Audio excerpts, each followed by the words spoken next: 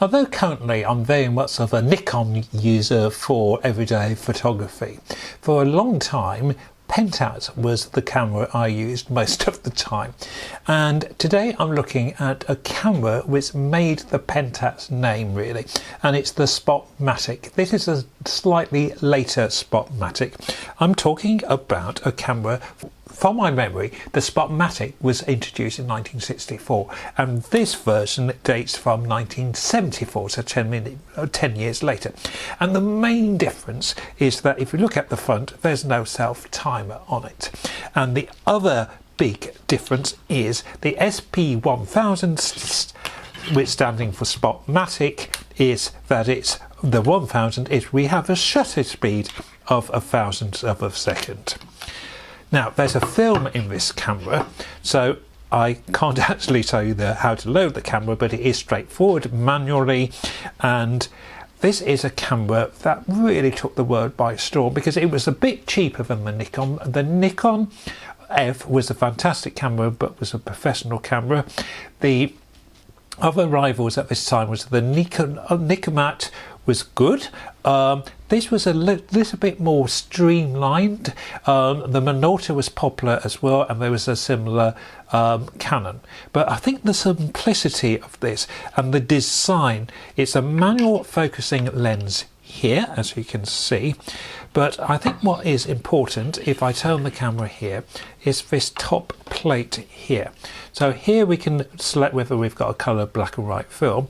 On the central dial we put our ISO in the middle, we select our shutter speed, and then it's this switch here on the side which is really important in the metering, because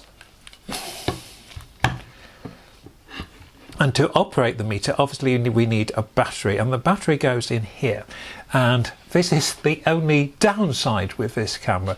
The battery which this camera originally took, you can't buy any longer. It was I think it was a PS625 1.35 volts, and the closest we can get now is 1.5 volts. However, having said that, if you Google battery for Pentax SP1000, there's a whole lot of adapters, and an adapter which uses a hearing aid battery, which I think is 1.3, and that seems to work quite well, and they aren't particularly expensive, and you can easily obtain them on eBay, Amazon, or any of those good shopping sites.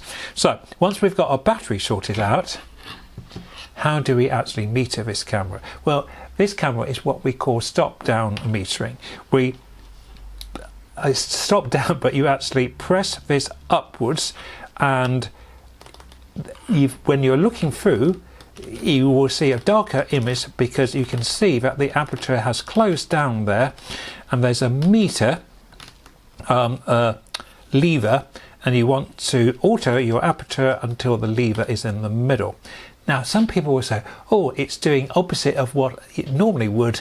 The overexposed is the other way round. Well, you've got your battery in the one way round, and it's very easy to get the batteries in the one way round on this camera, and the meter will still work, but it will be reversed. Hope that all makes sense to you.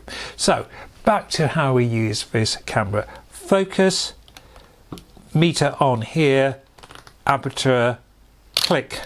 Oh, I've got a film in, I've forgotten, and then you wind on.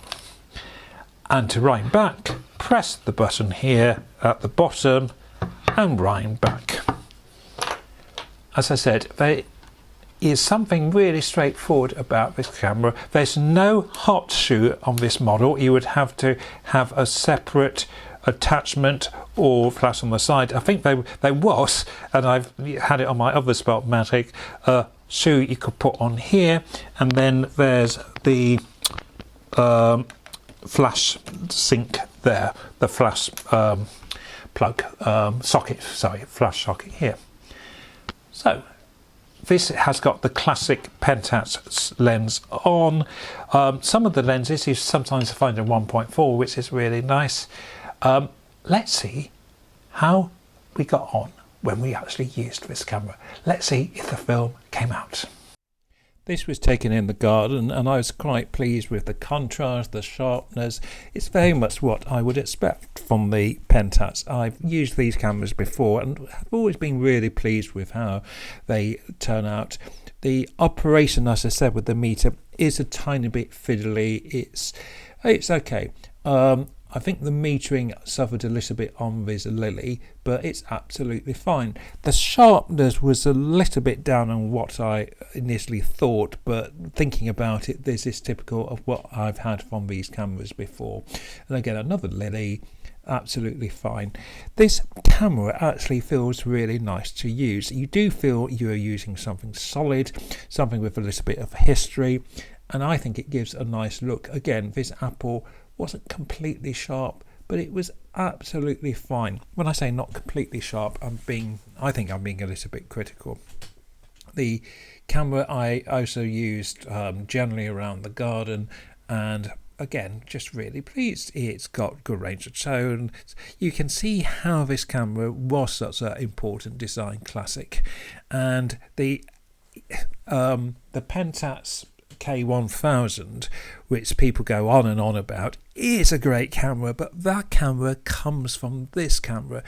The K1000 has got the advantage that it's the metering is slightly simpler to use and it has a simpler battery, but they go for absolutely silly prices, I think, at the moment, where these SPs Spotmatic, remember the SPs stand for Spotmatic, can still be obtained very reasonably. So again, and it has got the M42 screw fit, and there's loads of lenses around, but it's not quite as straightforward as the bayonet fit, which you do get on the K1000. But I enjoyed using this camera. This is a photo from Swannies, and the last photo is coming up now, and that is a fantastic building which has a complete interesting history. It was used by the photographer, I believe, Helen Musbat in the 1930s. I'm going to talk more about Swannies and this building later. Thanks for watching. Bye for now.